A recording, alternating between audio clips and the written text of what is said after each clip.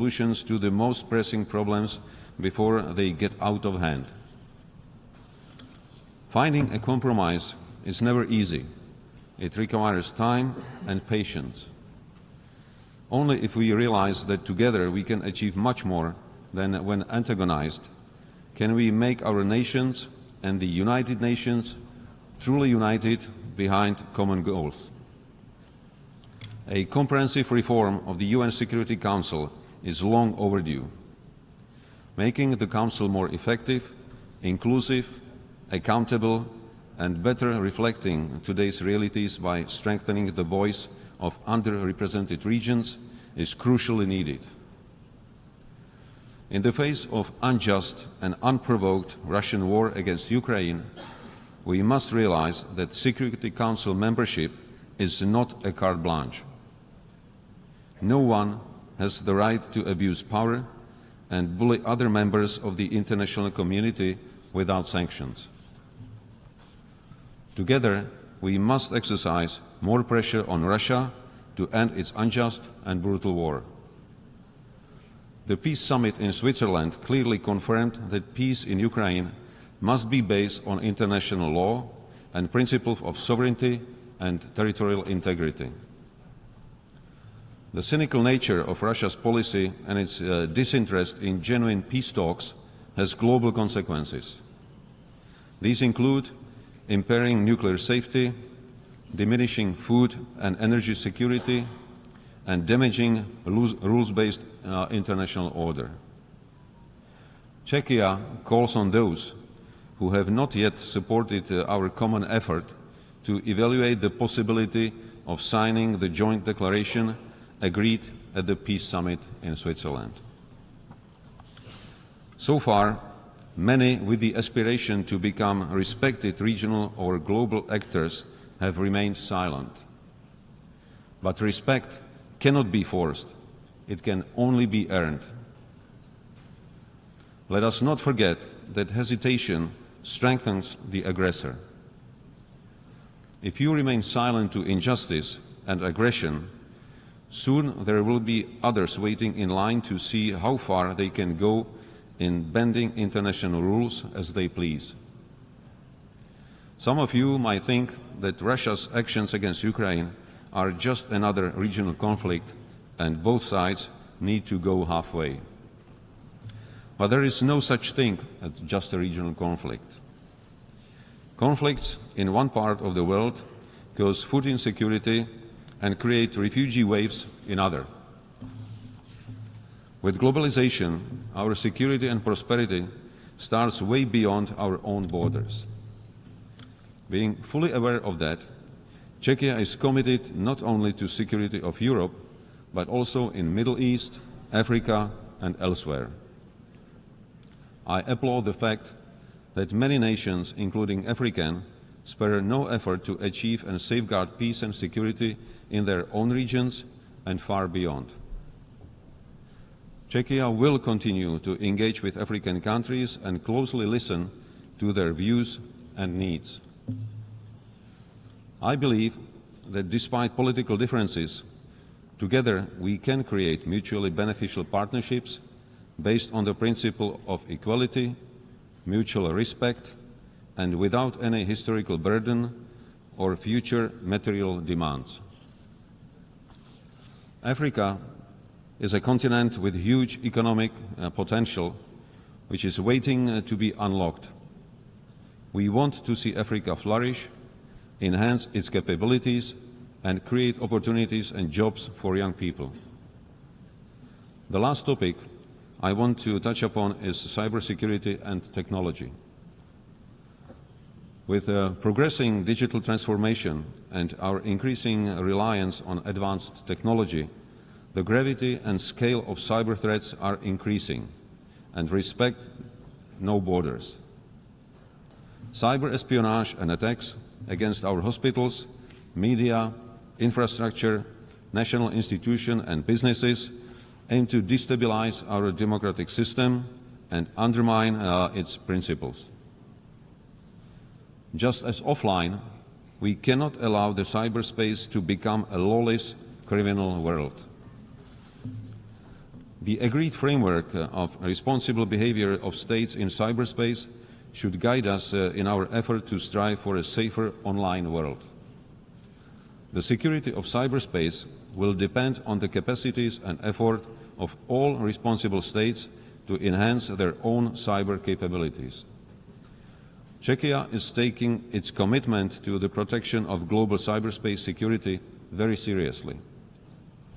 We will continue providing assistance to our partners in Africa, Asia, and South America so that together we can improve our resilience and to protect our citizens even better.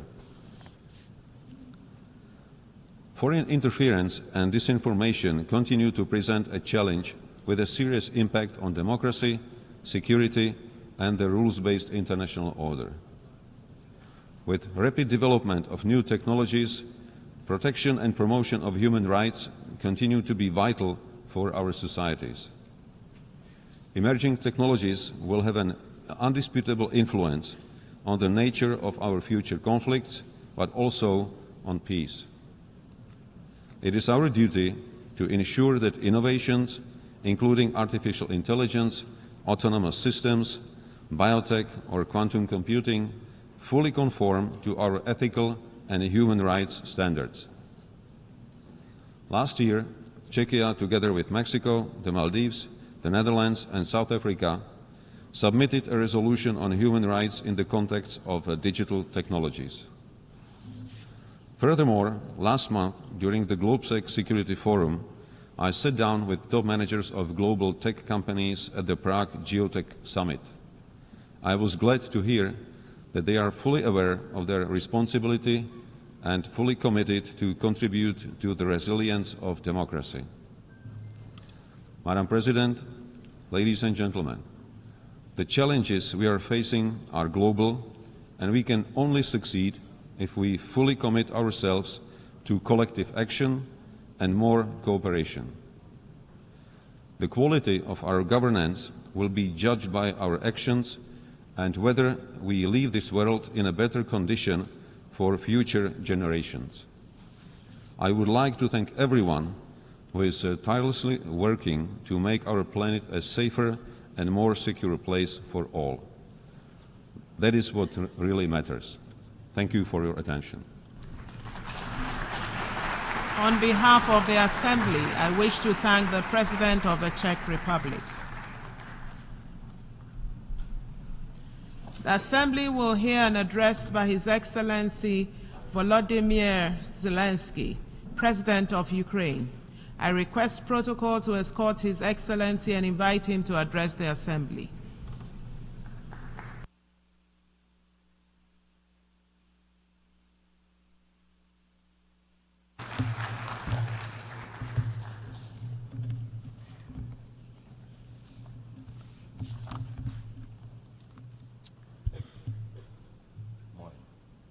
Thank you very much. Dear leaders, Your Excellencies, today I want to tell you about a day that has already passed and a day that must never come.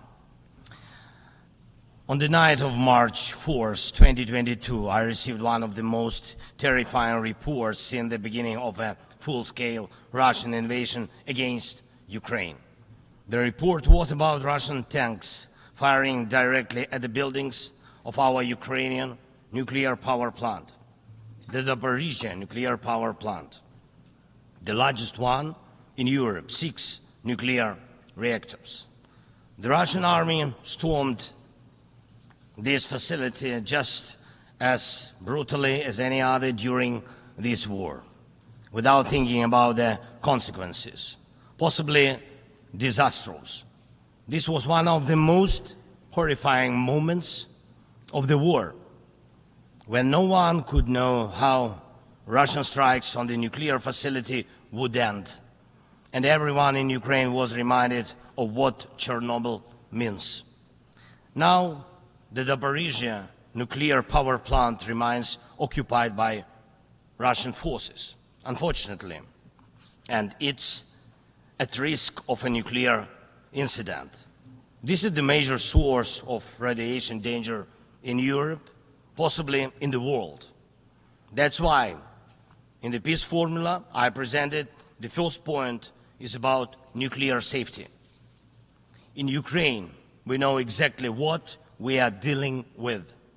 And I want to thank you, the General Assembly members, for adopting a resolution in July this year on the safety of nuclear facilities in Ukraine. Most in the world understand what's at stake.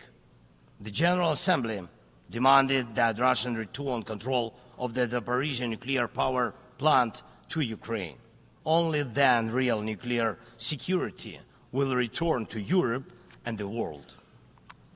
And now about the day that must never come.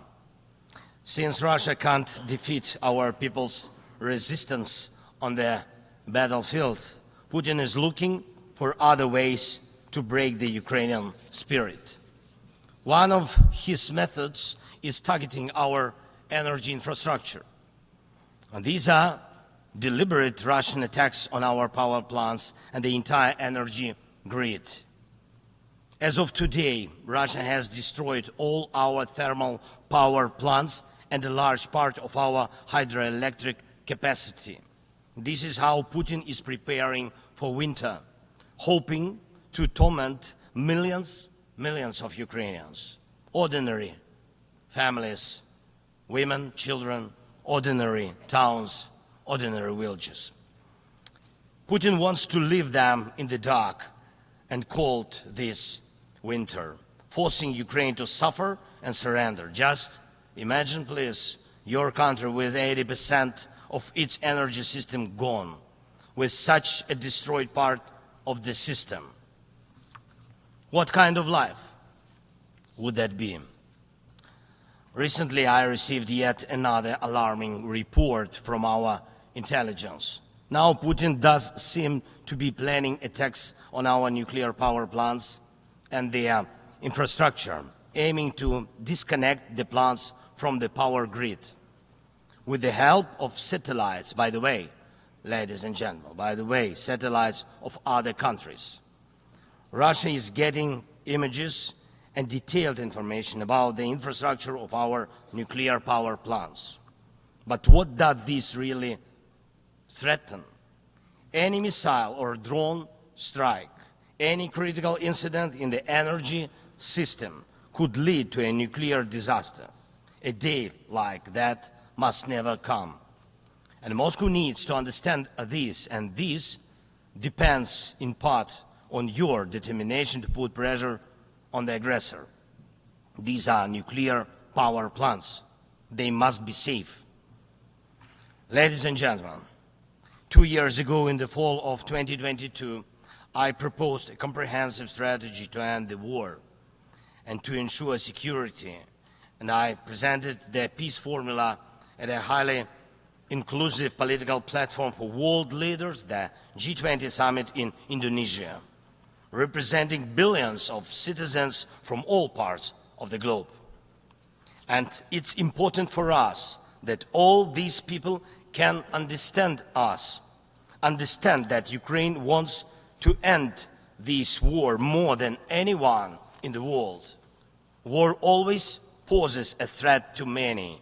You all see in the media and read in reports what is happening in Ukraine because of Russia's war. It's something many are imagining happening to themselves. And yes, the smoke from fires in war-torn cities can reach other countries. And if, God forbid, Russia causes a nuclear disaster at one of our nuclear power plants, radiation will not respect state borders. And unfortunately, various nations could feel the devastating effects. Many are concerned, but the deepest understanding of war is always found in the home it destroys. It's the Ukrainian people who feel the full pain of this war. It's Ukrainian children who are learning to distinguish the sounds of different types of artillery and drones because of Russia's war. It's our people who are forcefully separated by occupation because Putin decided he could do whatever he wants. It's our heroic soldiers who are giving their lives to defend our country from invaders trying to steal our land. That's why we say, rightfully so, there can be no just peace without Ukraine. And I thank every leader, every country that supports us in this, that understands us, that sees how Russia, a country more than 20 times larger than Ukraine in territory, still wants even more land, which is insane, and is seizing it day by day while wanting to destroy its neighbor. And Russia found very special bodies for that: North Korea and Iran, telling choice of friends. And now every neighbor of Russia in Europe and Central Asia feels that the war could come to them as well, and just think what kind of losses that would mean for the world. And I thank nearly 100 nations and international organizations that have supported the peace formula. It's truly a global community: Africa, Asia, Europe, Latin America, North America, the Pacific region, all united by the peace formula. And I am glad that the first peace summit was so reminding of the UN General Assembly. Everyone was equal.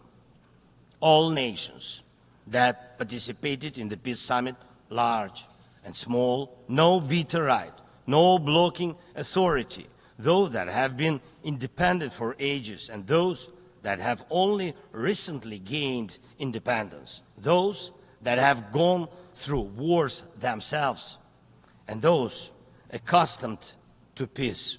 All were equal. That is what Russia hates the most and cannot control. That's why Russia says the peace formula doesn't suit it.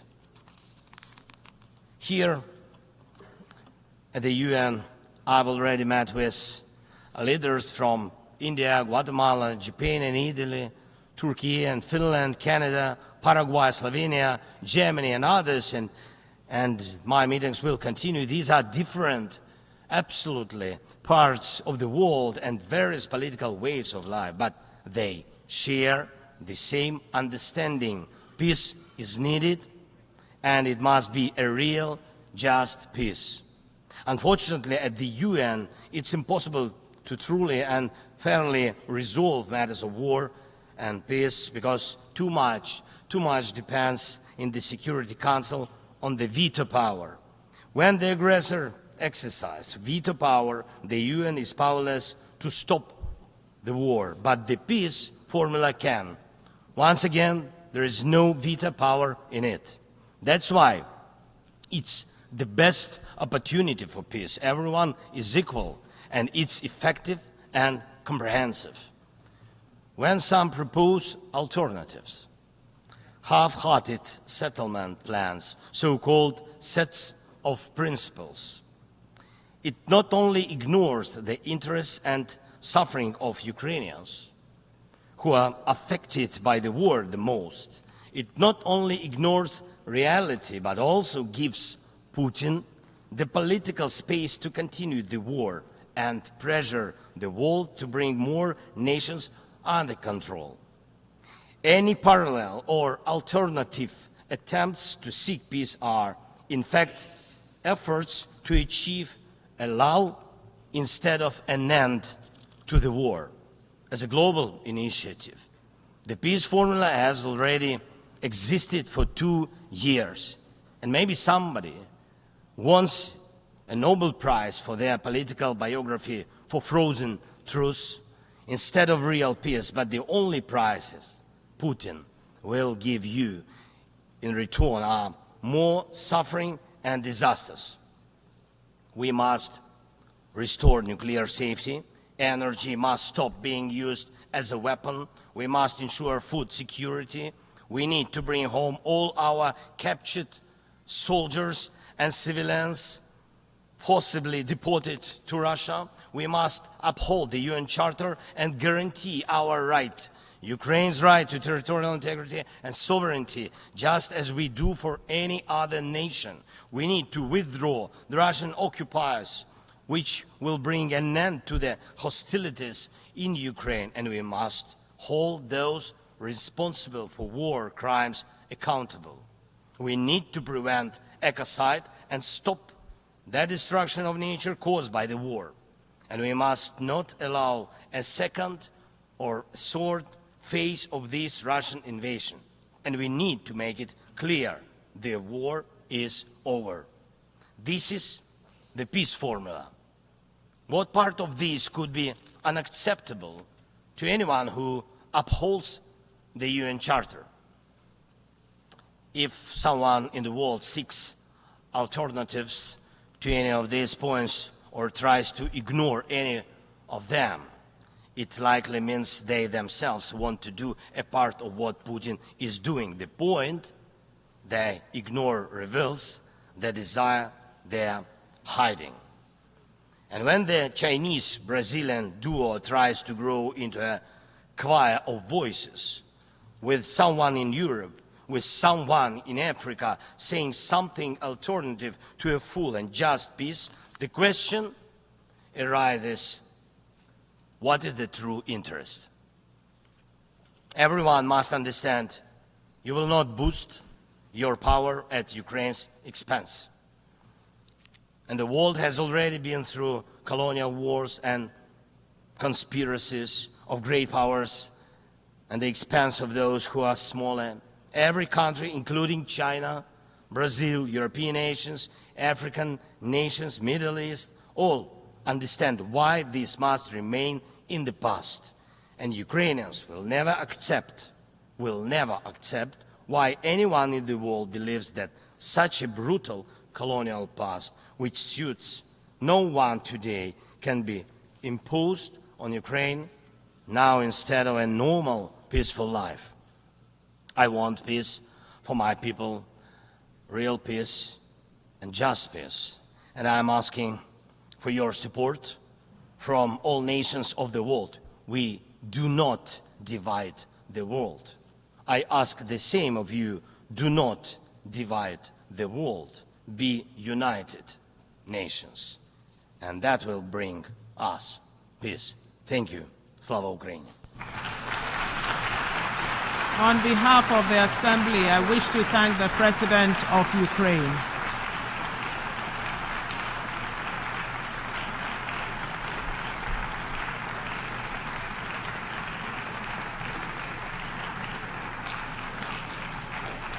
The Assembly will hear an address by His Excellency Nana Addo Dankwa Akufo-Addo, President of the Republic of Ghana. I request protocol to escort His Excellency and invite him to address the Assembly.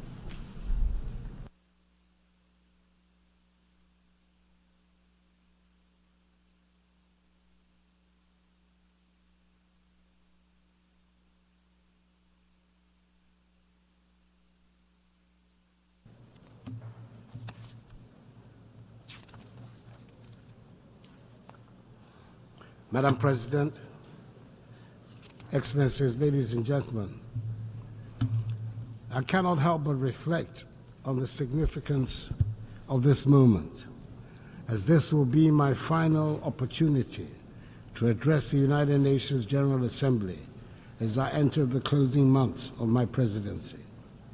Over the past 8 years, I've had the privilege of speaking on several variations of the essential themes that quite properly dominate the deliberations of this global assembly: the condition of humanity and the state of the planet. Serving the people of Ghana, and by extension those of West Africa, Africa, and the world, has truly been the greatest blessing of my life. Indeed, being here this morning fills